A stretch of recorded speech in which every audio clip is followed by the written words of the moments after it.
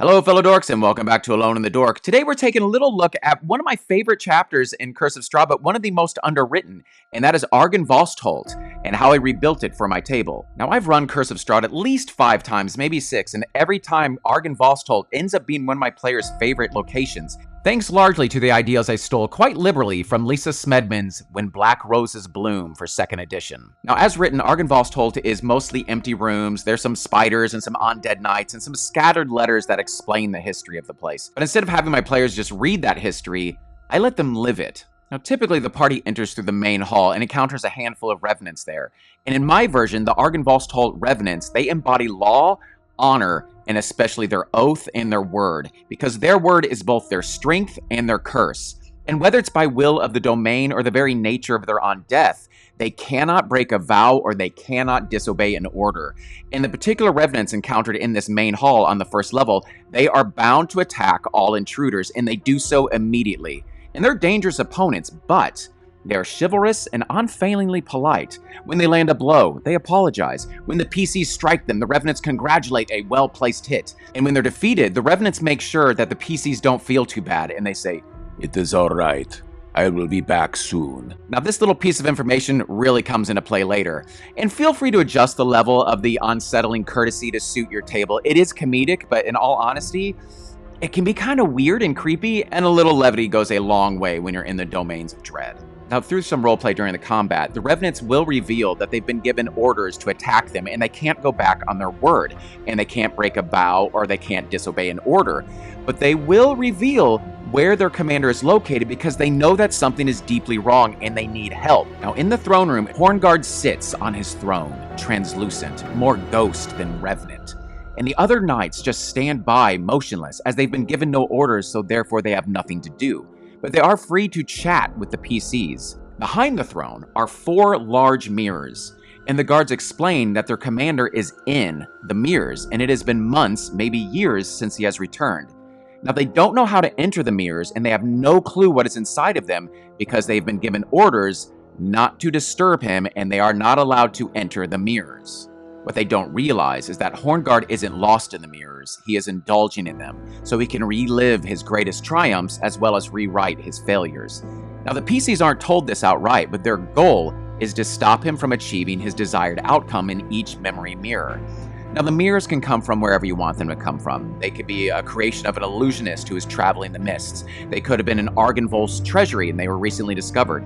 Or they could be just another creation of Fritz von Vierg, the same person who created Piddlewick 2. Staring into a mirror is like looking into cloudy water. Shapes are pretty indistinct, and it's a little bit zoomed out from the perspective, so it's a little hard to see what you're looking at.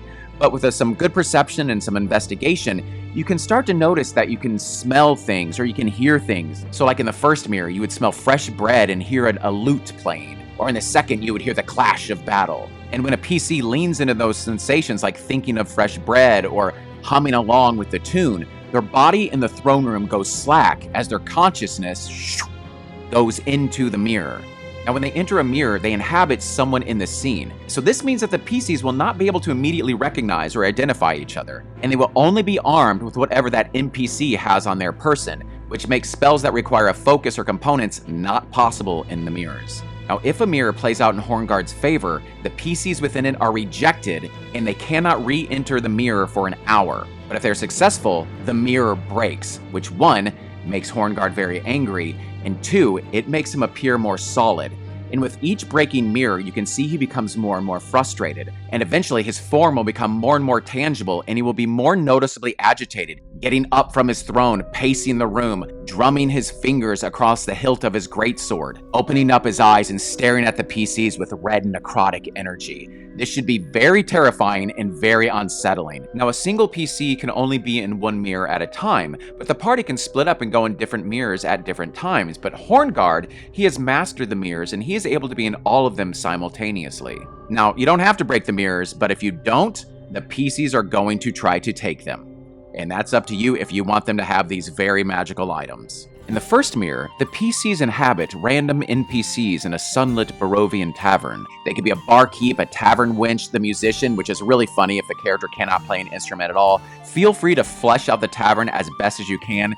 I usually have a table of gnomes discussing like trade routes and other mining opportunities, a table of gossiping old biddies with a young woman that they're very excited to give off to the most esteemed bachelor, and let the PCs really kind of try to figure out what is happening here. You can be really creative with this and just try to really spread out where the party is in this tavern. Now, unbeknownst to the players, a very young Hornguard is sitting there waiting with his father, and eventually, after the PCs get into some mischief, the door will open, and pretty subtly, Argynvostholt should go to the table and speak with the young Hornguard and his father. And then Argynvostholt and Hornguard leave together, thus ending the scene. Now, Hornguard wants to relive this memory over and over, and the party's goal is to make sure that it never completes.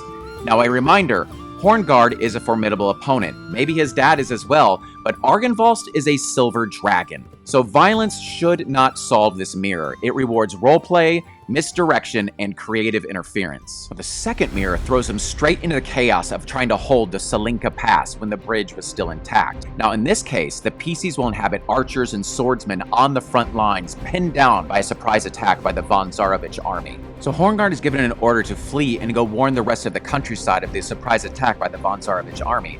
But as he runs through the horses, an arrow catches him in the leg, taking him down.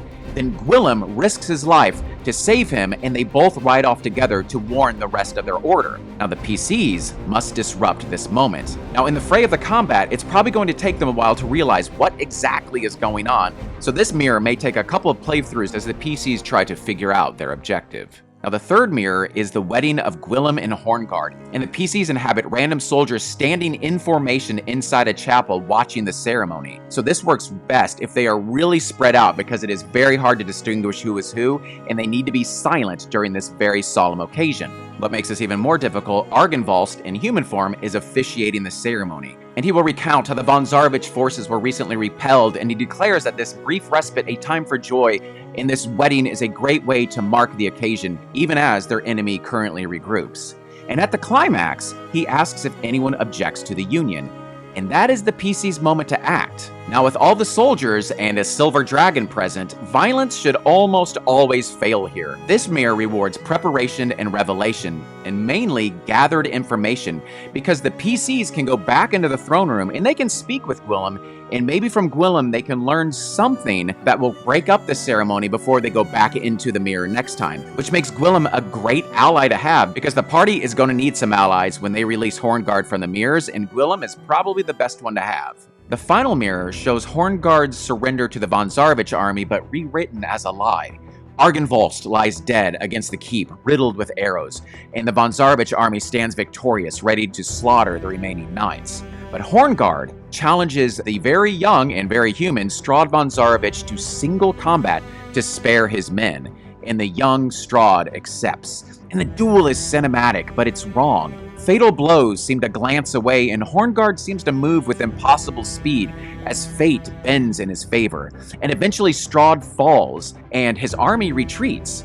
Thus, Hornguard is rewriting history, and the PCs must stop this from happening, inhabiting soldiers from both Strahd's army as well as Hornguard's forces. Now, when all four mirrors are destroyed, the second the PCs leave the mirror, they come face to face with a fully corporeal and visibly furious Hornguard. He immediately demands to know why the PCs are there, and he's not really willing to listen to any good rationale. But before he can order his knights to kill the intruders, Gwillem could intervene, arguing that the party acted in the best interest of the realm. Hornguard, still incensed, demands a duel of single combat at the cemetery, right outside Argynvostholt's tomb, to judge the worthiness of the party's cause. But on the walk to the graveyard, allow clever PCs to negotiate some terms of the combat. But remember, Hornguard and his knights are not fools, and they are not going to agree to something that puts them at a severe disadvantage. Now, when everyone gets to the cemetery, you will see hands erupting from the soil as new revenants are pulling themselves out of graves. These are the same revenants that were killed earlier in the main hall, as their soul embodied new bodies. And the PCs will not recognize them because their bodies are different, but their personalities are very much the same, and they will cordially reintroduce themselves to the party as the revenants are trying to figure out what's going on and why are all these ghosts and knights here, and then they see Hornguard. Now with the rules set, the party must choose a champion, which usually is kind of a fighting class, and then all the knights and all the ghosts basically make the arena by making a very large circle, which the PCs are a part of, and the PCs are very, very outnumbered in this moment. And then Hornguard will demand that the party swear not to interfere in any way, in the same way that his knights and his ghosts will not interfere in any way, and they all vow not to interfere with the outcome of the fight.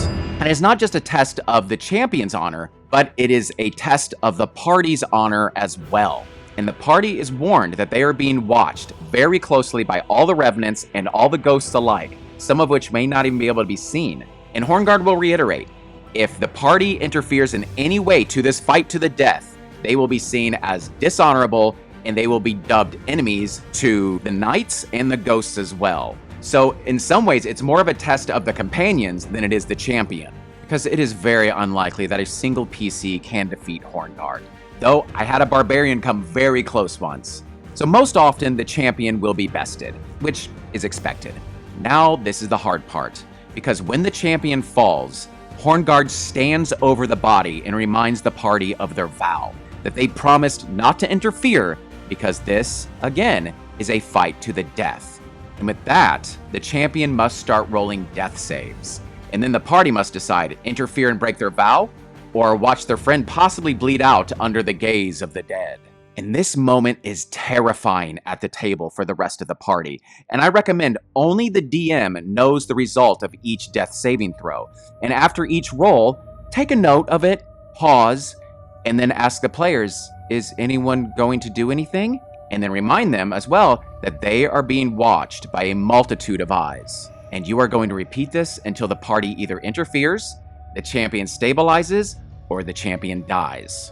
Now, if the champion stabilizes, Hornguard will declare that the party is honorable and just, that Argynvostholt's spirit has spoken, and he will reward the party with whatever possession he has that is tied to Strahd, as well as provide a sanctuary from the agents of Strahd there at the keep. Now, if the champion dies, and if you want to be really cruel, maybe Hornguard severs his head. But before the PCs do anything rash, he will hold up his hand and just say, now the true judgment begins. Because a moment later, a hand bursts from the earth, and the fallen PC claws their way free from their grave as their soul has inhabited a new body, and they rise as an undead, a revenant, a zombie, or any other suitable form for your table. And through this act, Hornguard sees them as honorable and just, and even akin to himself. All of this said, the PC is not bound by the Knight's Oath. They have their own strengths and limitations of their new existence. Now, how all this plays out could be a major turning point in the game for the party and especially the player, and it provides a lot of role-playing opportunities, some good, maybe some bad, depending what your party makeup is, and depending how your players may take it. Now, to lessen the blow of this turn of events, Hornguard could give the champion his sword, because he can't really use it against Strahd. Because in my game, Hornguard vowed never to attack Strahd, and his knights can never attack Strahd or the Von Zarovich line or their allies. But this new undead knight, the party's champion, seems to be free of this vow. Now again, this is a big change for that player, and I would suggest working one-on-one to find which kind of race or homebrew or species best makes sense with the undead type for what they're playing. Now if the party ends up interfering, well, they kind of made a new set of enemies, but let Gwillem give them a chance to escape, and let Gwillem give them a hint about the skull of Argynvostholt. Now in my game, I don't like the skull of Argynvostholt being in Castle Ravenloft and having the PCs do a heist to retrieve it. Instead, I have it in the possession of Baba Lysagat, and she rides it into battle the same way Baba Yaga rides her cauldron. And if they bring the skull back, they can recurry favor with the knights, and when the skull is placed back in the tomb of Argynvostholt, the knights finally do get their true death. And if the party provides them a dignified death and burial, perhaps laying Gwillem and Hornguard side by side, make sure that the party gets that greatsword if they haven't already gotten it, because they've kind of earned it. So this approach to Argynvostholt has always worked really well for me. It provides a little bit of a fantasy respite within the mirrors from the drudgery of Barovia, and it's just a rare sanctuary from Strahd's gaze, but one that is still steeped in Barovian sorrow. Because the knights' tragedy is not just their deaths, but their unwavering devotion to honor, oath, and duty, which is values that ultimately damned them. And that's what makes finally laying them to rest so bittersweet. So if you like this video, feel free to like, comment, subscribe, and more importantly, join my Discord channel down below. If you ever see me streaming live online, please feel free to join. It is an open game. It is open to everyone who aren't jerks. And I have a great international community of players, and we play a multitude of games, and you are more than welcome to play along with us. So thank you so much for watching. This has been the Argynvostholt chapter of Curse of Strahd with a heavy dose of inspiration by Lisa Smedman's When Black Roses Bloom. I'm Avery with Alone in the Dork, and until next time, stay dorky, my friends.